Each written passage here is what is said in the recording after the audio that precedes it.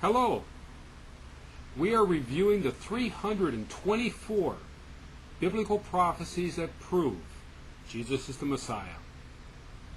You're watching this on the Halachgoy channel of YouTube.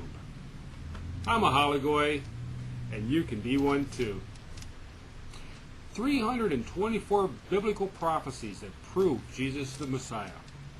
We're following this list that was presented on the Hope of Israel Baptist Mission. Just to note, some of the items on the list of the Hope of Israel Baptist Mission do contain typos. If you're following along with their list, be aware that the gospel reference is Mark chapter 16, verse 19, not Mark chapter 6. But, they're doing the best they can down there at the Hope of Israel Baptist Mission, and we should all be thankful for them.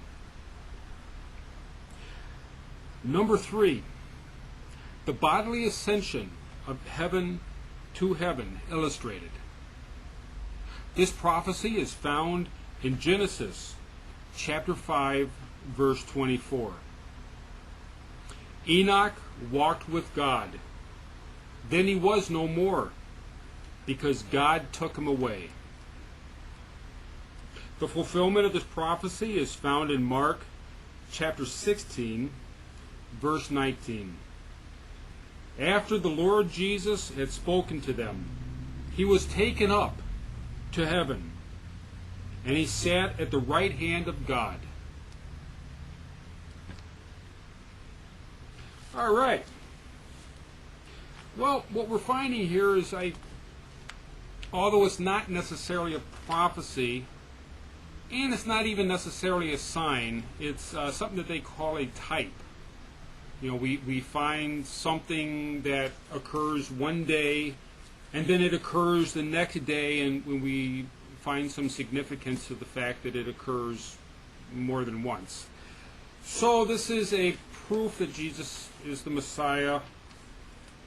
Okay. Enoch walked with God, and then he was no more, because God had taken him. We're not exactly sure what happened to Enoch. One of my favorite biblical commentaries, the WRJ, was published last year. It's an excellent read. It's written in modern English. Lots of reflections. I recommend it for everybody. The WRJ commentary. They explain here that this report, one of the most tantalizing in the Torah, is obscure. That pretty much says it right there, and no one's exactly sure what happened to Enoch. There's a book of Enoch, if you want to read it. It's a little bit past what I'm planning on reading. Maybe someday, but not now. Enoch was following God. God enjoyed Enoch, or God appreciated him, and he took Enoch for some reason. I look at one of the other examples of where God takes a person. God likes someone for some reason, and he takes them. That's the story of the young man or child, the boy called Abijah. We find Abijah in the 14th chapter of 1 Kings. Abijah is a young man, or he's a young boy who was born into a not too great family. His father was the king of the northern kingdom. His father had led the northern 10 tribes into idolatry. God had given him the kingdom, and he did horrible things with it. So it was decreed that the king and his entire family was going to be obliterated. A serious decree. Anyone in the cities, the dogs would eat their flesh, and anyone in the countryside the birds would pick away at them, and there was one child in that family named Abijah that God saw something good in. We're not told what that something good was, but God was impressed with him. And God saw the only way to protect Abijah. It was going to be years before the destruction would occur. He could have lived out his life, but he was going to be brought into a very idolatrous situation. And God knew how much he could handle, and God knew what was best for him. Rabbi Yossi explains what happened to Enoch this way. It's to be understood as it says in the Song of Songs, chapter 6, verse 2, to gather lilies. Sometimes you just got to pick, or God knows when to do this, I wouldn't know, but God knows when to pick a lily at the opportune time.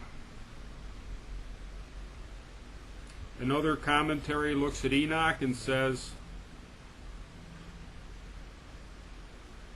but he could have easily, this is, regarding Enoch's life, he could have easily been misled, so God saved him by taking him away before the time that he could have been misled.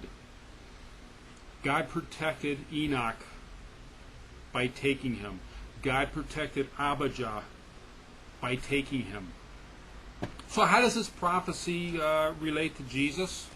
I'll tell you what it has to do with Jesus. It's not necessarily found in the book of Mark, but if you look at the book of Luke, the accounting that we find there, and also in the book of Acts, which is Luke's, this ascension is sort of the overlap, so you find the story given twice by Luke, in the Gospel of Luke and also in the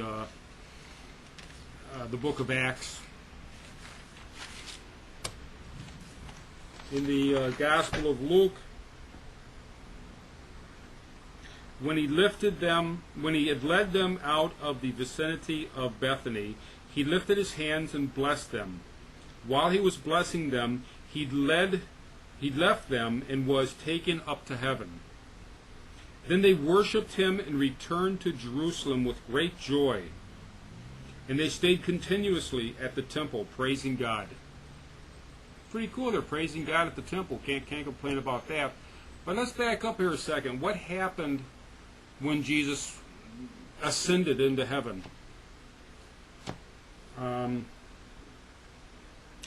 We know that in the book of Acts, there was two men that showed up right precisely at that time.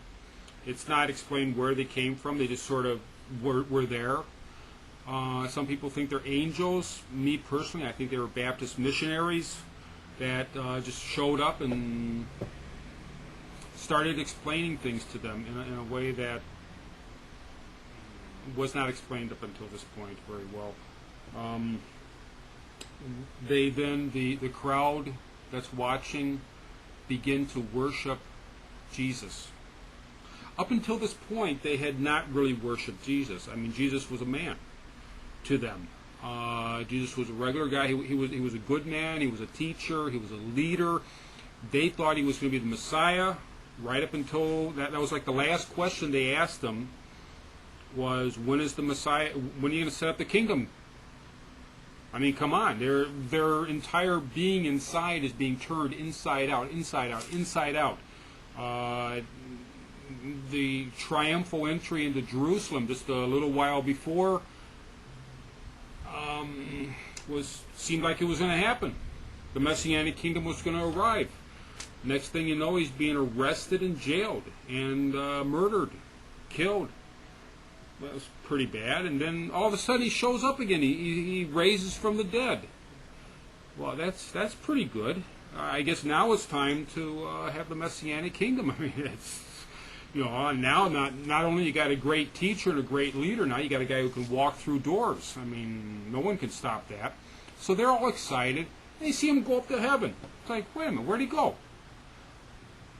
Now, for some reason, they start worshiping him.